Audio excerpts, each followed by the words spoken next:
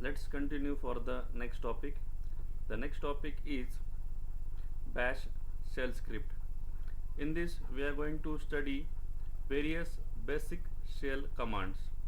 The first command is cd command. Cd command stands for change directory. This command is used to change the current directory. The example is cd dir2. This will be changing the current directory. Next command is pwd command. PWD commands stands for print working directory.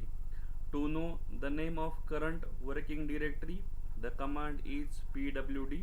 Type in the terminal, you can able to see the current working directory. Next command is mkdir command.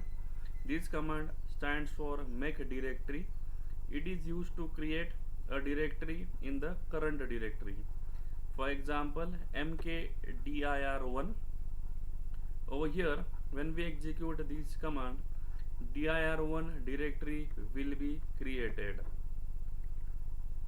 Next command is rmdir command. rmdir command stands for remove directory. So this is used to delete a empty directory. For example, rmdir space dir. When we execute this command, so it will be deleting the empty directory.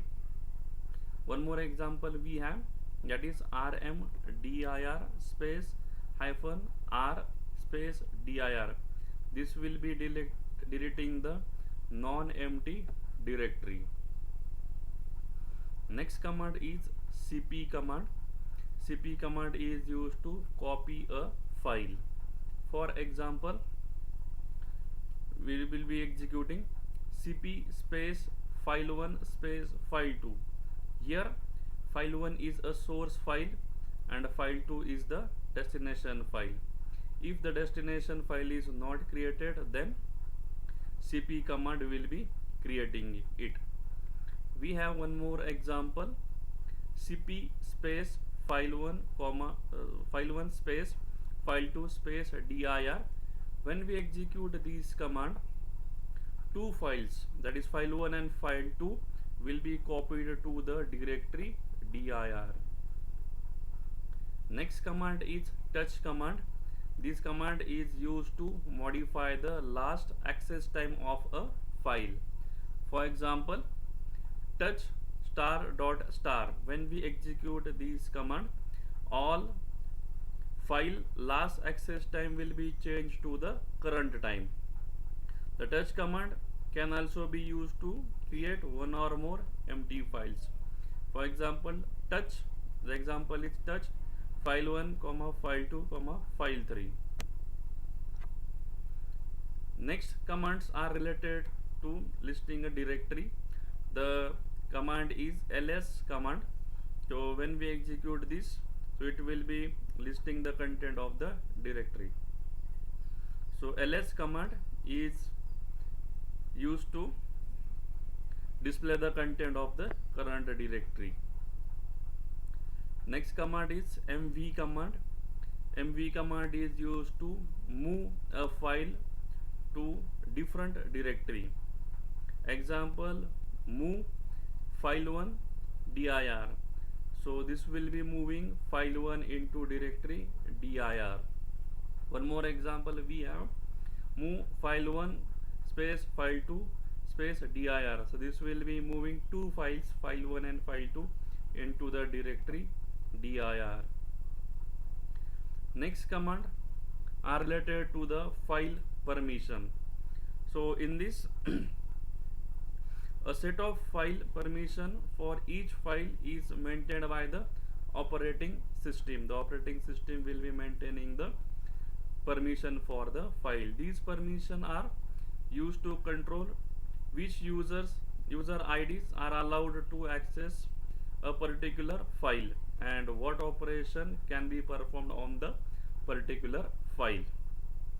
There are three types of permission. First is read, then write and execute. These are the three permissions. So we'll discuss them. For a file, read means it allowed to read from file. We can read the content from file. Next, write, allowed to write to the file. And third, execute, allowed to execute the file. Next, we'll discuss these three permissions for a directory. Read, allowed to read the directory. Write, allowed to create, move, copy or delete entries in directory. Execute, allowed to search and execute to directory.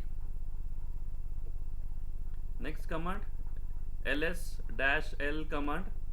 This command is used to show long listing of the content of a directory, or can also be used to show different permission associated to a individual file. So table is being given that will be specifying the numeric values for the various permissions. So first, number 4, the permission is read permission. Second, that is number 2, write permission. 1, execute permission, and 0, no permission for a file or a directory. Next command is cat command. Cat command is used to combine the file for doing concatenation. The example is cat file1 greater than file2. The content of file1 will be stored in file2. One more example, cat file1. The content of file1 will be displayed on the screen. Next example, cat file1 space file2 greater than file3. When we execute this command, the content of file1 and file2 will be concatenated and stored in file3. One more example related to cat command, cat file1 greater than file2. The content of file1 will be appended in the file2. Next command is grep command. So this grep command filter searches a file for a particular pattern of character and displays all the line that contains in that pattern. The pattern is searched in the file and is referred to as the regular expression. For example, if we execute this command, grep in double quotes xyz double quotes complete file1, the content specified in double quotes will be searched in the file1 file and the result will be displayed. Next command is wc command. Wc command stands for word count. It is used with -l option, that is line count. So that will be displaying the count of number of the line. Example is wc space -l file1. Next command is ps command. The ps command is used to display information about a process. ps-a, this is used to display all process on terminal. ps-c is used to display scheduler data. ps-e is used to display all processes. ps-f is used to display a full listing. Next command is kill command. Kill command is used to terminate a process and send signal to a process. The example is kill PID. The PID can be any number. So kill 1 2 3 4, this is the ID. So this will be killing the any process. Next, one more option, kill into bracket hyphen signal PID. So the signal example is, for example, kill dash 15 and the PID 1 2 3 4. This will be killing the signal named numbered 15 and the of the process 1 2 3 4. These were the various commands in the shell script.